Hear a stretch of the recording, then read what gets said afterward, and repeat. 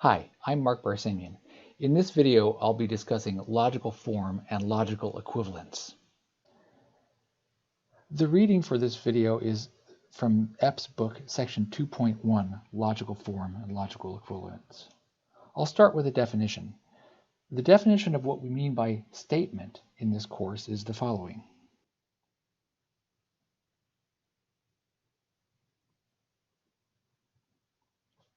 A statement is defined to be a sentence that is true or false, but not both. So consider these examples of these expressions. First of all, this first one, Halloween is in September. Well, that is a sentence, and it's a false sentence, so it's a statement. It's a false statement. Consider this next expression, chocolate is the best flavor of ice cream. Now that is a sentence, but you can't really say that that's a true sentence or a false sentence because for different people that might be true or it might not be true. So I would say that this is a sentence but not a statement because it cannot really be declared to be true or false.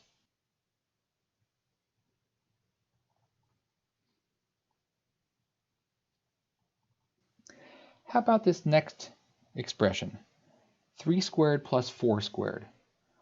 Well, that's not a sentence. There's no verb in that sentence.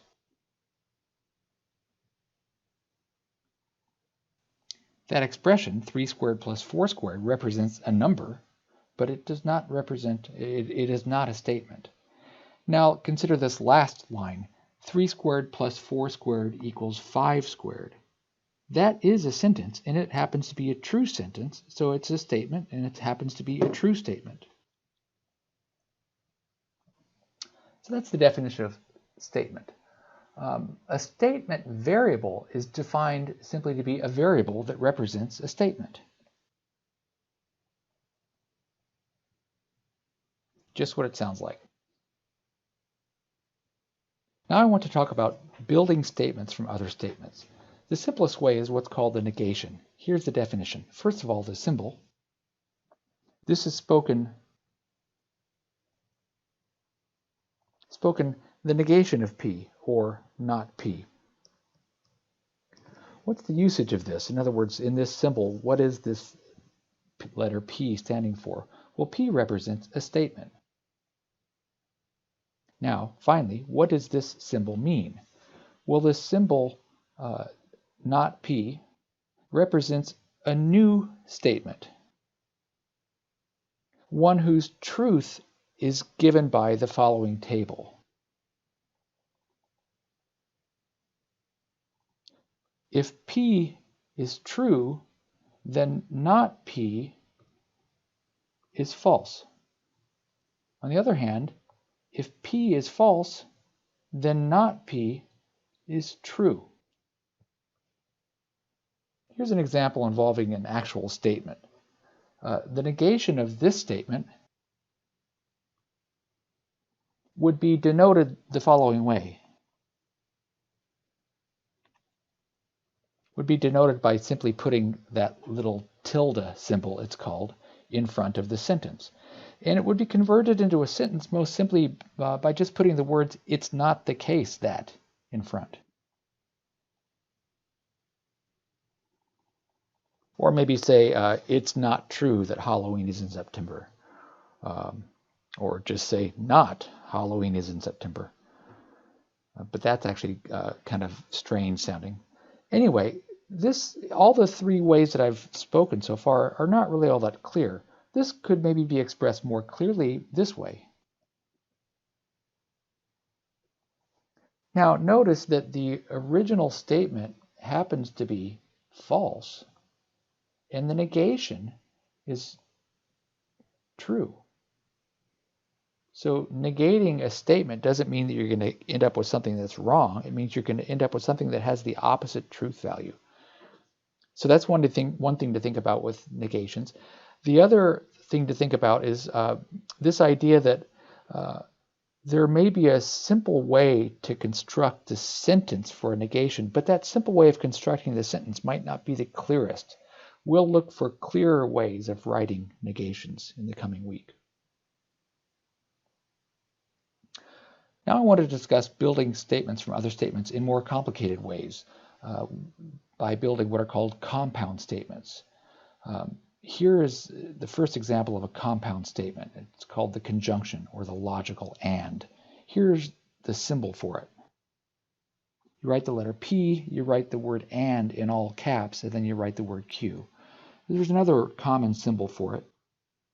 Now, how are these symbols spoken? Well, the first symbol is spoken just like it reads, but when you're speaking it, you can't really speak the all caps, so it's just spoken this way, P and Q. But when I write it, I'm going to write it, the word and, in all caps. Our book doesn't do this, but I think it's a good idea to use the all capital letters to denote that you're talking about what's called the logical and. And this is spoken, this other symbol here is spoken in the following way. It's spoken P wedge Q.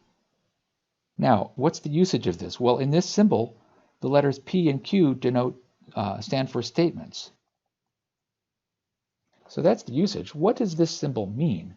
Well, the symbol P wedge Q or P and Q is a new statement.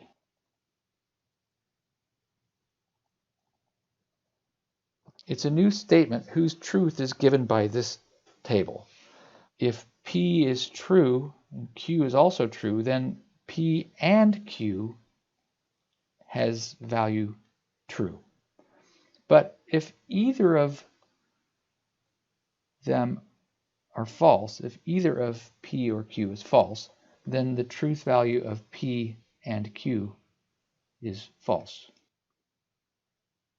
So that's the definition of what that expression P and Q, the logical and, means.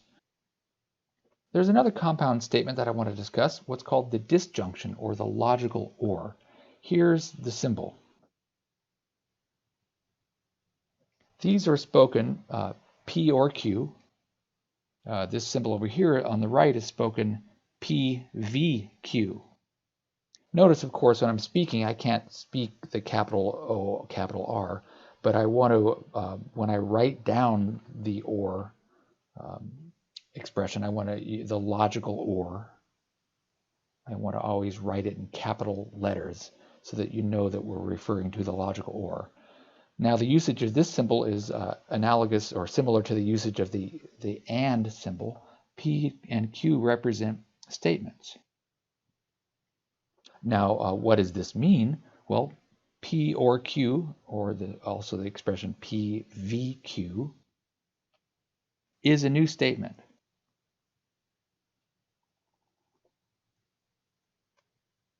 It's a new statement whose truth is given by this table.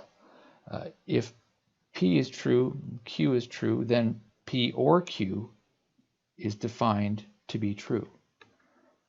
If P is true and Q is false, well, in that case, P or Q is also defined to be true. And if P is false and Q is true, then P or Q is also defined to be true. In fact, the only time when P or Q, this expression, is defined to be false is in this last case. The only time when PVQ is defined to be false is when both P and Q are false. This or is also sometimes called the inclusive or because it includes the case where both P and Q are true. There's another compound statement involving the word or, and it's called the exclusive or. Here's the symbol for it. Two common symbols are P XORQ, with that word XOR written all in capital letters. Another common symbol for the exclusive or is this symbol, a plus sign with a circle around it. This is spoken P exclusive or Q. And the usage is as before, P and Q are statements, and P exclusive or Q is a new statement.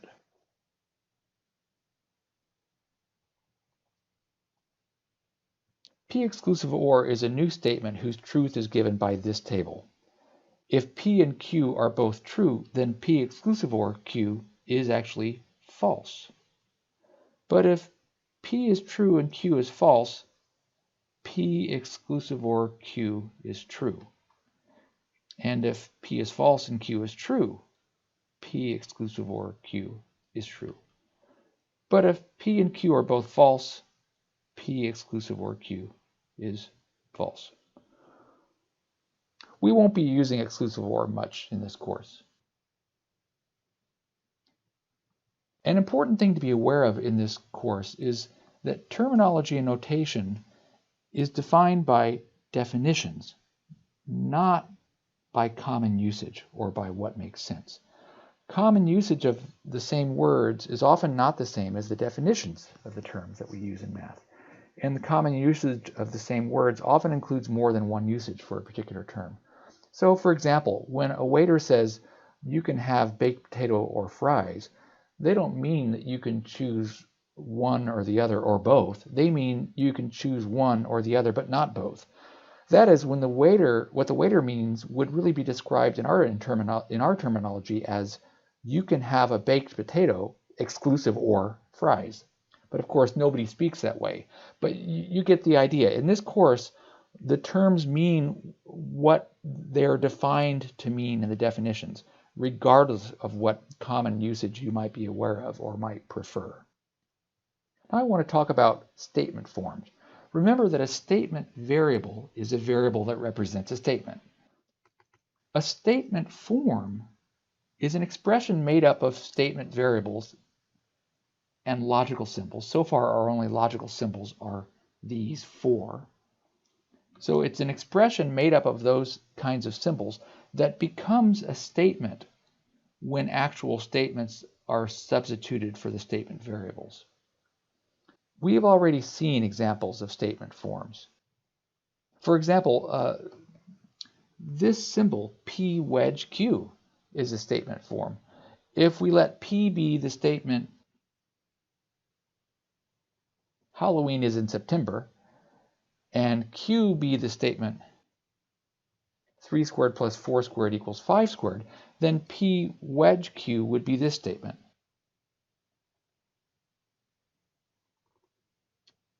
Notice that the first statement, P, is a false statement, and the second statement, 3 squared plus 4 squared plus 5 squared, is a true statement. The overall statement is a false statement. So that's what we mean when we say that this is a statement form. When you actually substituted in a sentence for those, or a statement for each of those statement variables, we built an actual statement that had a truth value. But what if we change the statements that we substituted in? What if we let P be the following? So P is the statement, the capital of Ohio is Columbus. Now what if we let Q be the same statement as before? Then P wedge Q would be this statement. So in this case, I substituted in two statements that were both true. So this is true, and this is true, and the compound statement that results is one great big statement that is true. So again, that's the idea of a statement form. Just as it's useful to use letters as statement variables, it's also useful to use letters to represent statement forms. That can be confusing because a statement form is also made up of variables. So here's the convention that I'll use. A lowercase letter will be used for a statement variable. An uppercase letter will be used to denote statement forms. Now, truth tables. I want to talk about truth tables. The truth table for a statement form displays the truth values that correspond to all possible combinations of truth values for its statement variables. So we've already seen some examples of truth tables in our definitions of our compound statements. So we saw this truth table before.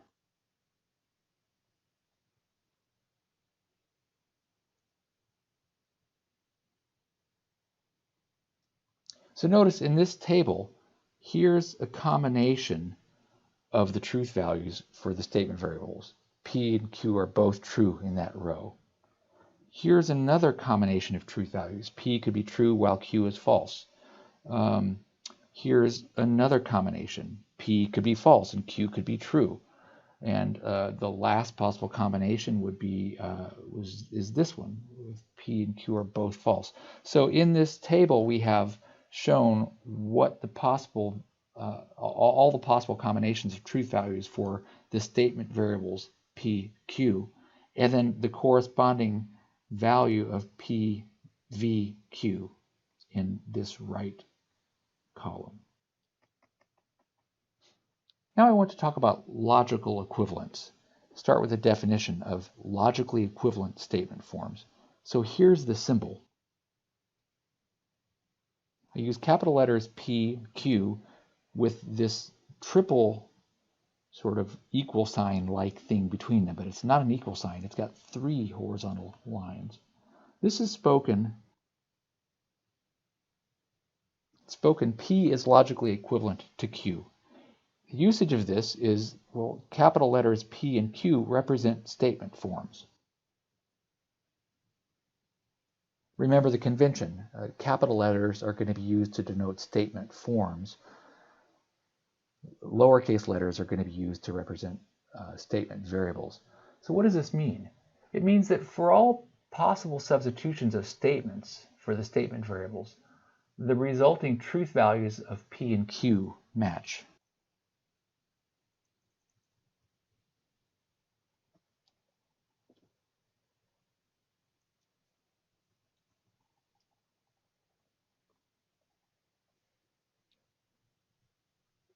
And we'll be interested in testing whether two statement forms P and Q are logically equivalent.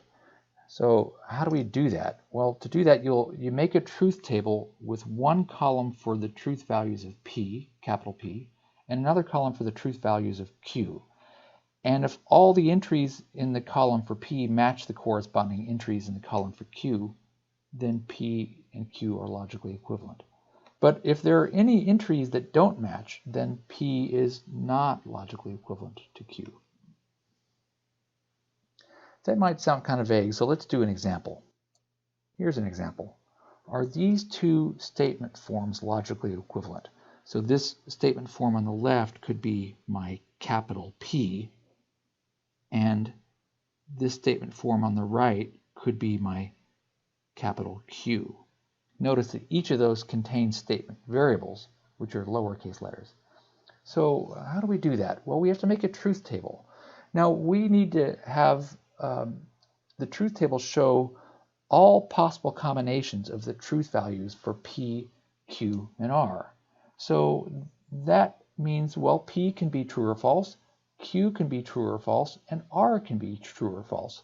So that means we need 2 times 2 times 2. We need 8 rows. Now, how do we populate those rows? Well, remember, each row corresponds to one of the combinations of truth values for P, Q, R.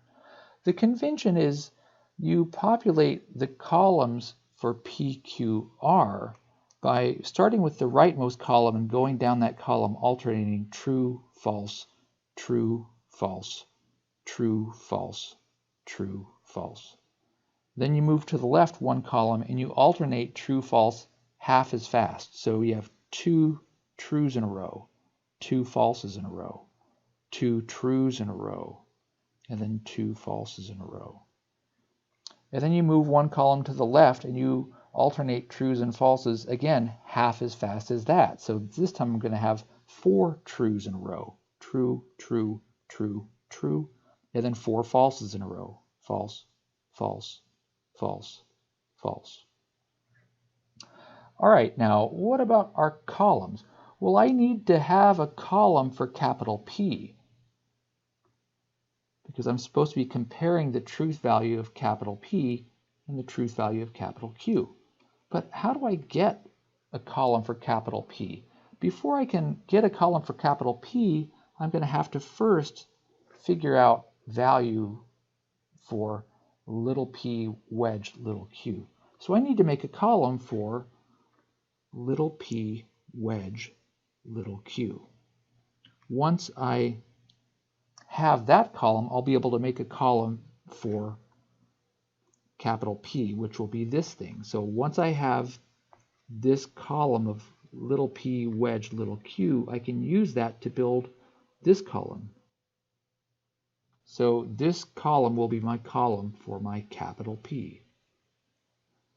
Now, how will I build a column for capital Q? Well, to do that, I've got to do this stuff.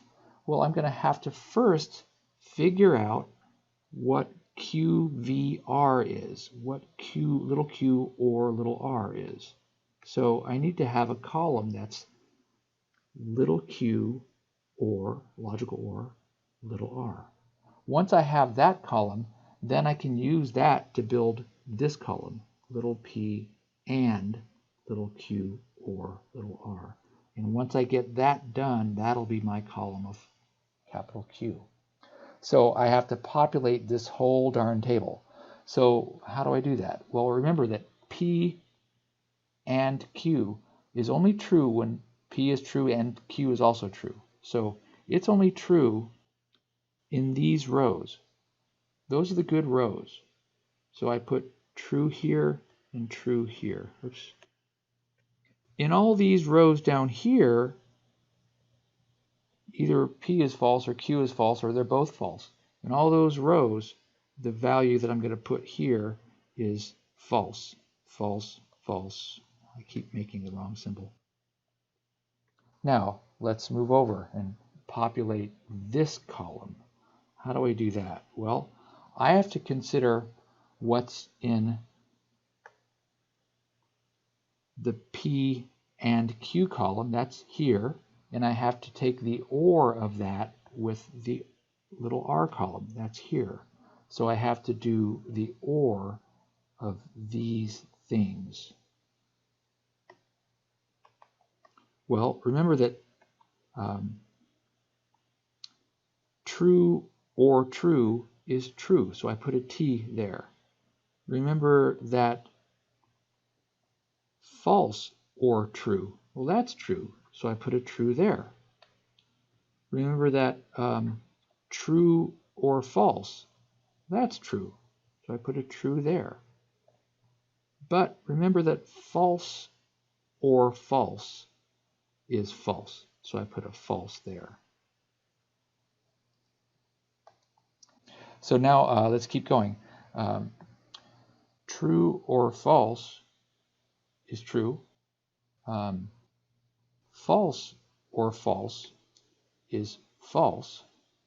True or false is true. And finally, false or false is false. Now we need to build this table. So we need to take the OR of Q and R. So true or true is true. True or false is true. False or true is true. False or false, now that's false. True or true, that's true. True or false, that's true.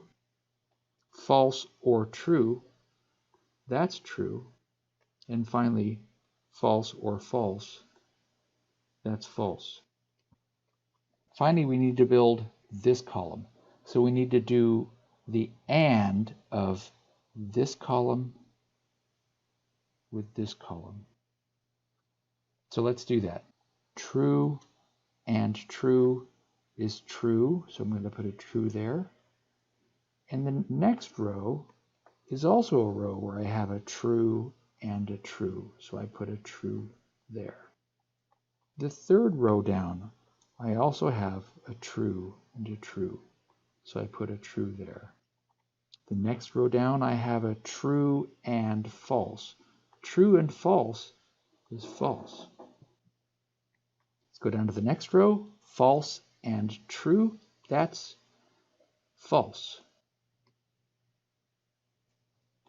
Go down one more row. False and true, That's false. Next row down, false and true. That's false. Next row down, false and false. That's false. Now, remember, what we're supposed to be doing is we're supposed to be comparing the columns for capital P and the columns for capital Q. We're supposed to see if they match. And so notice that these columns don't match. There are a bunch of cells where they differ. This cell is not the same as that cell. This cell is not the same as that cell. So we should write our conclusion very clearly. Since these columns don't match, we say that capital P is not logically equivalent to capital Q. I'm going to write out the full statement forms.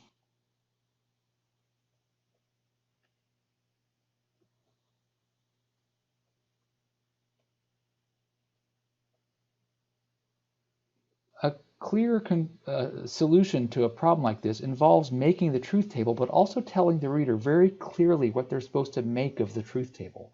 So here we built this beautiful big truth table, but we didn't just stop there. We actually wrote a bunch of words to tell the reader, what are you supposed to think of this truth table? What's it telling us? It's telling us very clearly that those two statement forms are not logically equivalent. There are two particular very famous logical equivalences. They have to do with negating and statements and negating or statements. They're both called De Morgan's law. De Morgan's laws 1 and 2 or whatever. They're just collectively called De Morgan's laws. One of them is this one. The negation of P and Q, the logical and, is negation of P, logical or negation of Q. And the other one is this one. The negation of this or statement is this and statement. So make a note.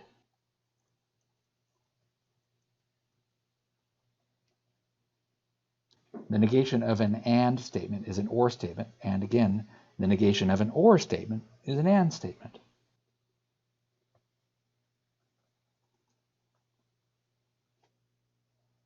So as an example, let's use De Morgan's law to negate this statement. X is less than 3 or 7 is less than or equal to x. So let's do that. Now the first thing I did is I rewrote the original statement, but using parentheses so that it would be a little bit clearer what we're supposed to do. Now we use De Morgan's law. The De Morgan's law says that to use to negate an or statement, you basically have to do something like this. It's not really distributing, but this is meant to tell you that that negation affects all three things in this symbol. We're going to use this De Morgan's law, the negation of an or statement.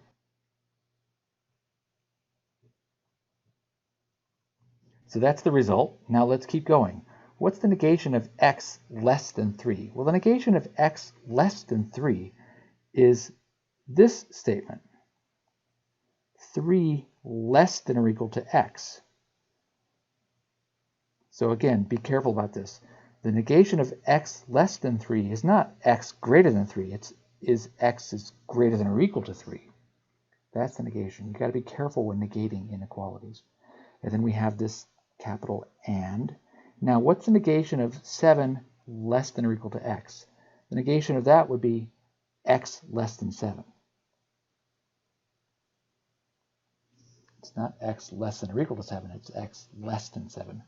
Notice the kind of quirky convention that I use, which I find, for me, makes math a lot clearer.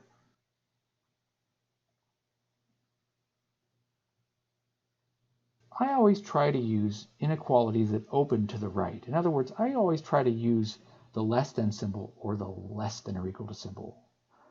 I try to avoid using the greater than or equal to symbol. So for instance, I would write this. 3 is less than or equal to x rather than x greater than or equal to 3. They mean the same thing, but I find that for my sanity, I always like to have my expressions where the thing that's smaller is on the left and the thing that's bigger is on the right. You've got a choice, but I find expressions easier to read if the thing that's always on the left is the smaller thing. So when I negated this, I turned it around so the thing that was smaller was on the left. All right, now this expression that I've got, this AND statement, can actually be combined into a single string of inequalities. And that is spoken 3 is less than or equal to x, which is less than 7. So that's the negation of the original statement. I want to make a couple of remarks about this. The sets that are described by the expressions that in the example we just discussed can be visualized on the number line. So for instance, the set described by this expression would be visualized this way.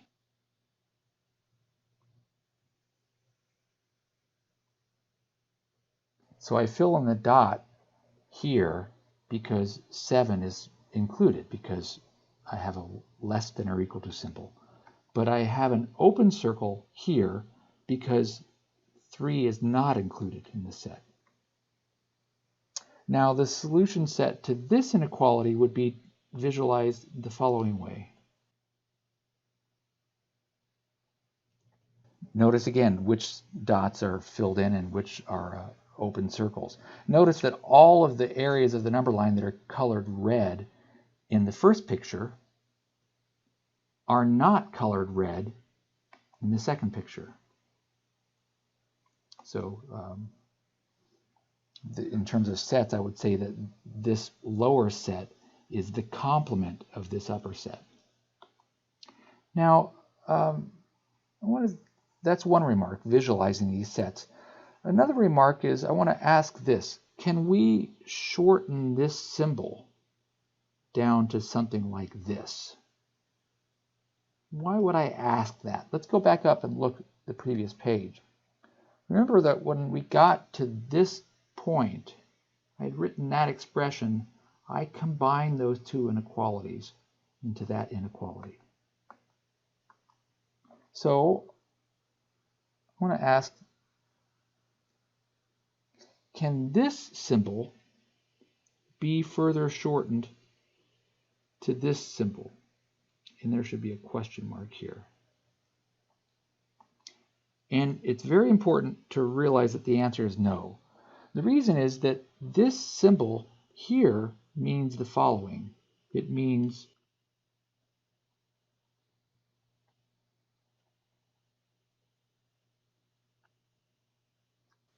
that x is less than 3 and 7 is less than or equal to x. So it means that these two things are simultaneously true. Well, the x's that at the same time satisfy both of those inequalities would be the empty set, because it's impossible to satisfy both those inequalities at once. X cannot be less than 3 and at the same time be greater than or equal to 7.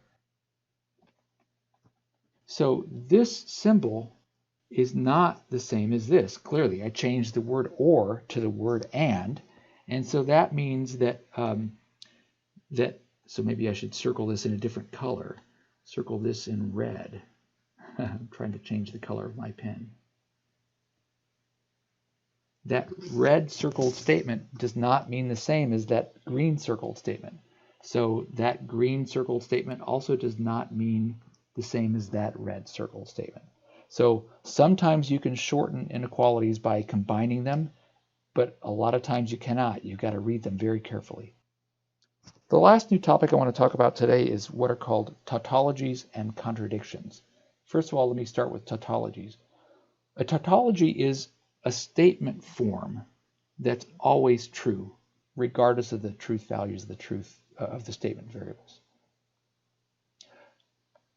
A tautological statement is a statement that has the form of a tautology.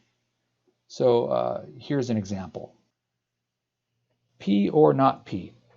That's a statement form, and that's a tautology, because suppose P is true. well then not P would be false, but then P or not P would be true or false, but true or false is true. So if P is true, then this whole thing would be true. On the other hand, suppose P was false. Well, if P is false, then not P is true. So then P or not P would be false or true. But false or true is true, so in that case, this would be true as well. So this is a tautology.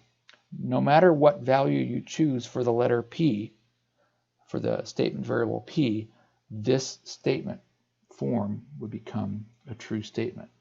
That's called a tautology. Now, here's so that's a statement form. It's a statement form because it contains statement variables. So what's a tautological statement? Well, I said in kind of a vague way, a tautological statement is one that has the form of a tautology. What do I mean by that? Well, here's one.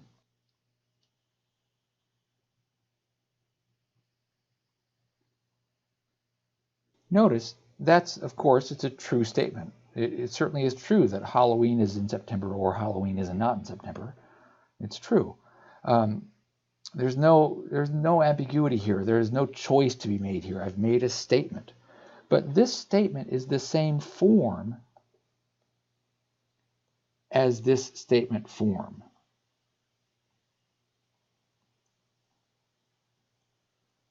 So up here I've got a tautology. It's a statement form. And down here I've got a tautological statement. It's a statement that has the form of a tautology.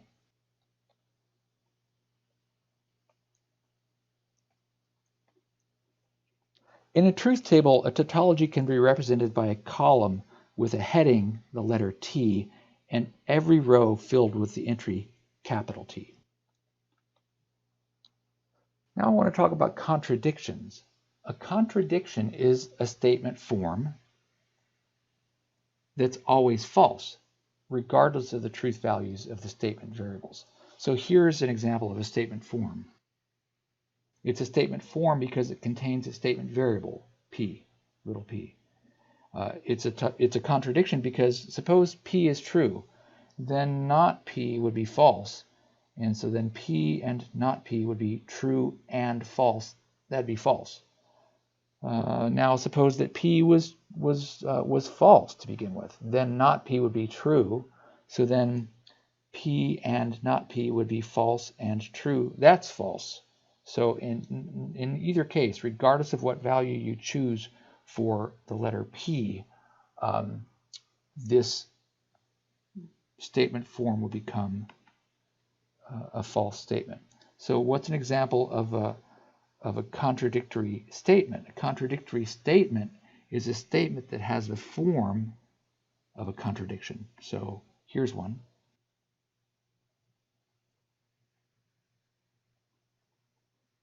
Halloween is in September and Halloween is not in September. So that's not a statement form. It's a statement. It's an actual statement. It's a sentence with no variables in it. It's a false statement. But it has the same form as this. This thing is called a statement form, and it's called a contradiction.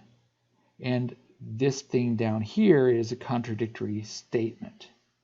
It's an actual statement, but it has the same form as that contradiction statement form up above. Now, in a truth table, you can represent a contradiction by a column with the heading small letter C, and with every row filled with the entry capital F. So here's an example. In this example, the question is to use a truth table to establish whether this statement form is a tautology or a contradiction or neither. So here's the statement form that we need to investigate, this thing. So we need to build that. We're going to need to have that as our final result. So let's populate this table with some symbols. First of all, our goal is to have this as the result. So let's put that in this rightmost column, P wedge not Q, and not P, V, Q. That's the thing that we want to build. Now let's work backwards from that. We're going to need to have built this in order to build that expression, and we're going to have built this as well. So let's build some columns for those things. So let's build a column for that thing. That's going to go here. We need to have a column that says P and not Q.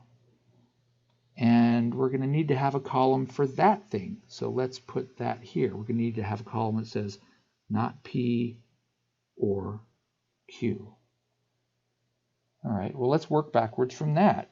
In order to build this column, we're going to have a column that's the negation of Q.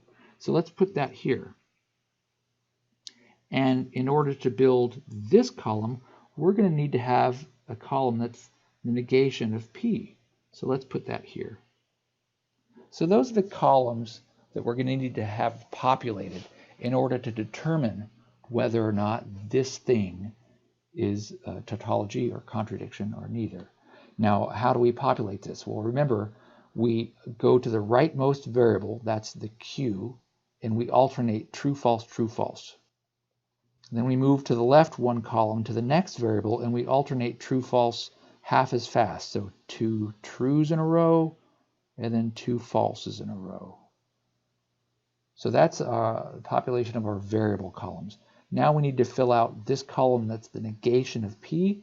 So we're going to simply take these letters that are in the P column, and we're going to negate each one of them to get the not P column. So false, false, true, true.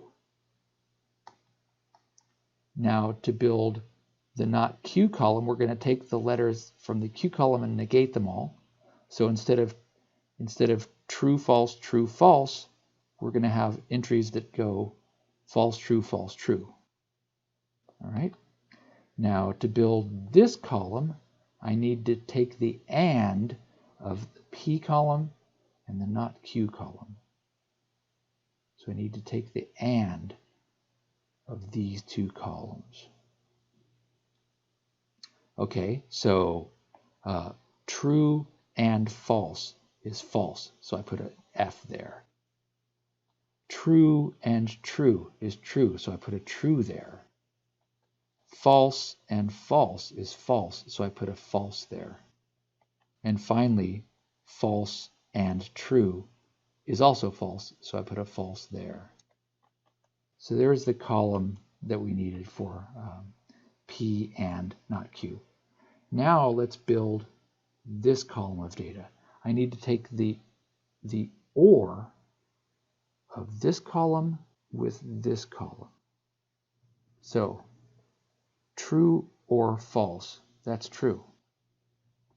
False or false, that's false. Put an F there.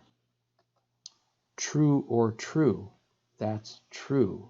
So I put a true there. Finally, false or true, that's true. So I put a true there.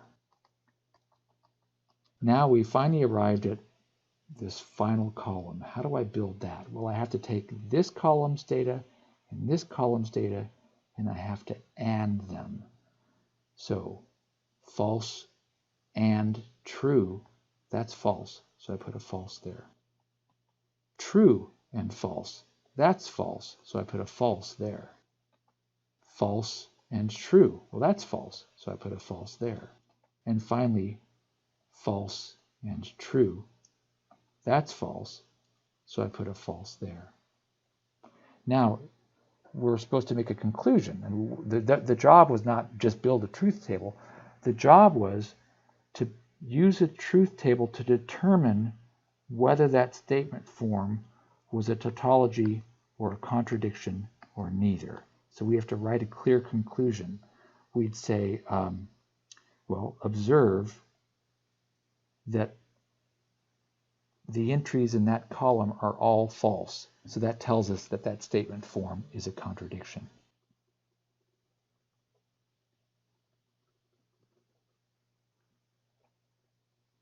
Now, suppose the entries in that column had turned out to be all true. Then we would have concluded that that statement form was a tautology. And suppose that the entries in that column were mixed, some trues and some falses. Well, then it would be neither a contradiction nor a tautology.